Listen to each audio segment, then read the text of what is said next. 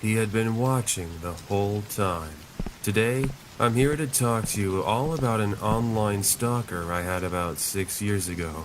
I've since moved on, and I'm married with 2 kids, but it's a precautionary tale I mention to all that I meet. I was 19 at the time, and it was more or less January of 2013. Life was pretty good. I was doing great in school, and I had a job working at a coffee shop on the weekends. This was also more or less the time I got introduced to using Instagram. See, I was mainly a Facebook girl, as that was where most of my friends posted. But now, it seemed like most of my friends were moving over, and I decided to do the same. I got the usual followers, that being friends and family, and on the occasion, I would get the randoms. This was also during a time when I wasn't as careful as I am now with posting things, so I didn't mind the occasional stranger. Well, one day I'd been at the school cafeteria. I posted a selfie with my good friend Vanessa. I don't remember what the caption was, but I think it was something about the new semester. Something else I did was I tagged the location of our cafeteria, and I left it at that. Now, before I forget to mention, there was this guy who was staring over at us the entire time. He looked kind of suspicious. He was wearing a large coat, he had a hat on, and large sunglasses. Definitely weird, but it's going to be an important detail I mention at the end, so try not to forget it, okay? So, an hour later, we're done with food, and we're going to our art class. It's here I had my phone underneath one of my folders, but I did see it light up at one point in the class. Now, prior to this, I'd gotten some likes and comments from friends. Well, quickly, I take a glance at my phone, and there was a comment that more or less said, "Wow, awesome picture, you two. I like that you both got our school mascot in the background. Nice touch." I didn't pay attention to the name until after class was over. Once I'm at my dorm, I finally look through the notifications and I click on their name. It was from somebody named Jackson. It was a while ago, so don't blame me for forgetting the username. Anyways, the profile picture was of our university's mascot, which is an eagle. On his profile, there are a bunch of pictures of different animals. So I responded to the comment with a thank you, and I left it at that. However, this was just the beginning of what was to come. It starts with him following me, and me following him back. See, I really love animals, and I like the pictures he had. Fast forward a month, and we started commenting on each other's posts and sending messages. I soon learned that this Jackson goes to the same school as I, but he tells me he comes on the weekends due to his job. I guess that explained why I never saw him in person. Well, eventually we set up a meeting, and we met at the school cafeteria on one of his days off. He looked like a normal guy, albeit much older. He was about 6'2", 200 pounds, with green eyes, glasses, and short brown hair combed to the side. He told me he was 32 and lived about an hour from campus. Well, eventually we go our separate ways and I go to class. Now that evening was when things were about to turn for the worst. He goes on to tell me things like, "You're so beautiful.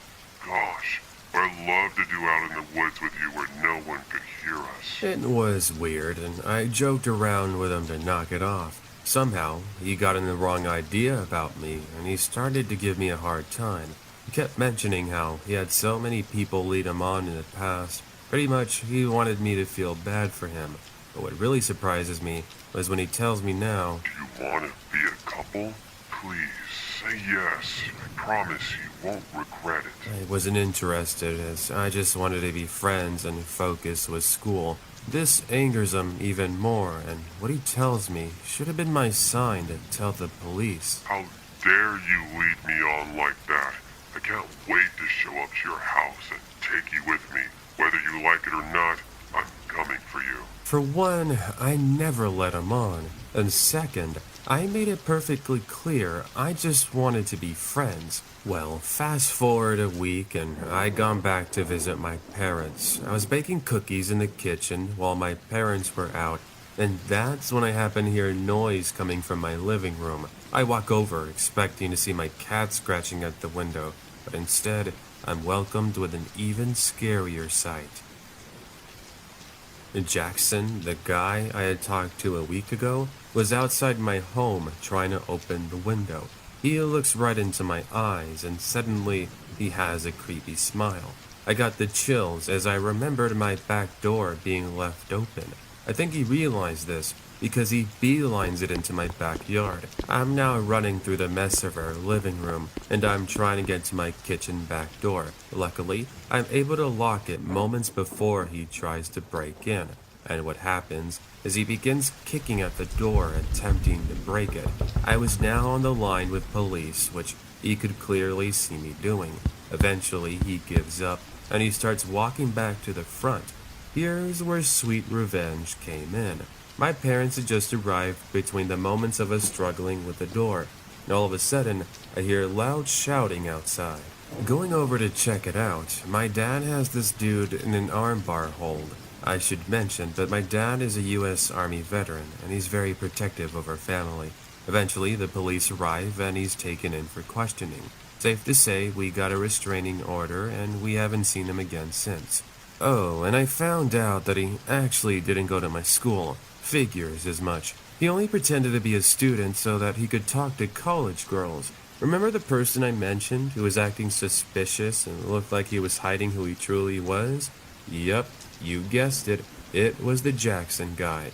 I guess he just so happened to be there on the afternoon I'd taken the selfie with my friend, and that's when he managed to find me on Instagram. It's just crazy that he went through all of that just to befriend me, only to try and get me all alone afterwards.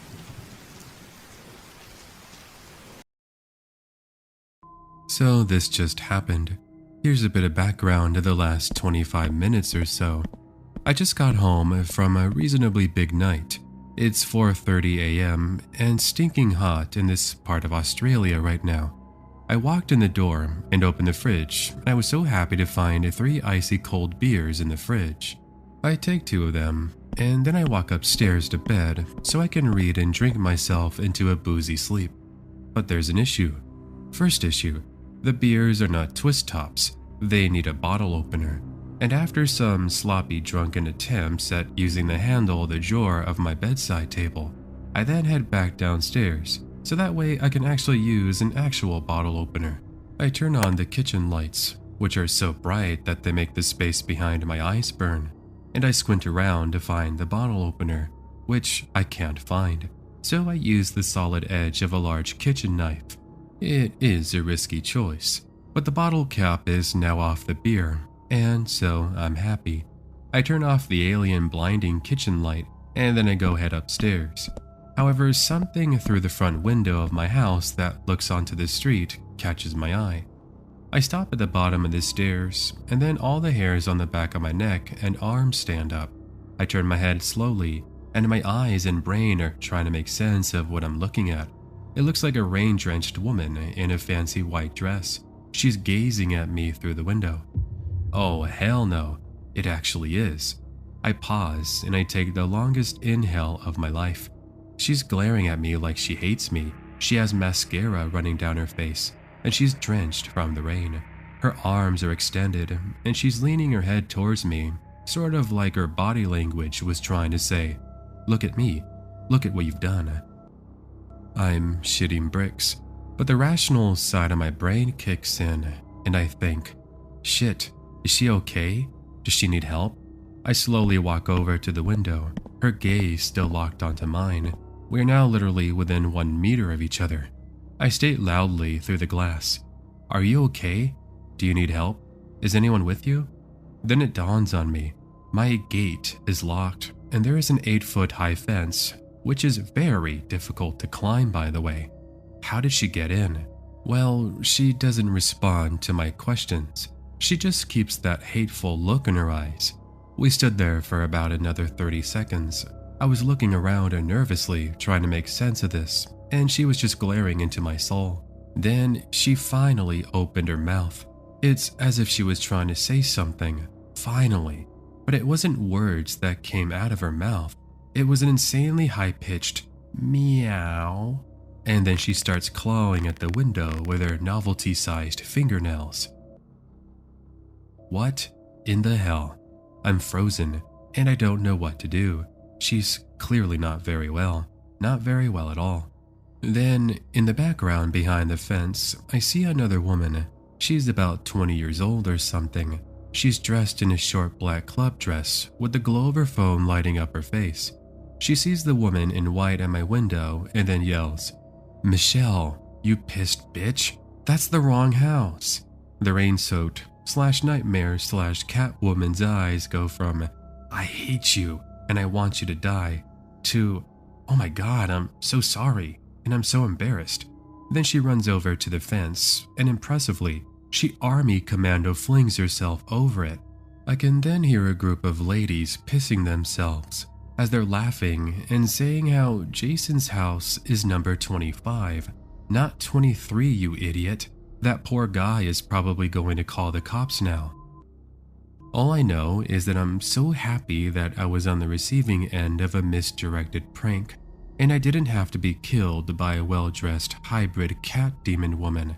Also, now I have to go back down to the kitchen to open my other beer. However, I'm still too afraid to do that.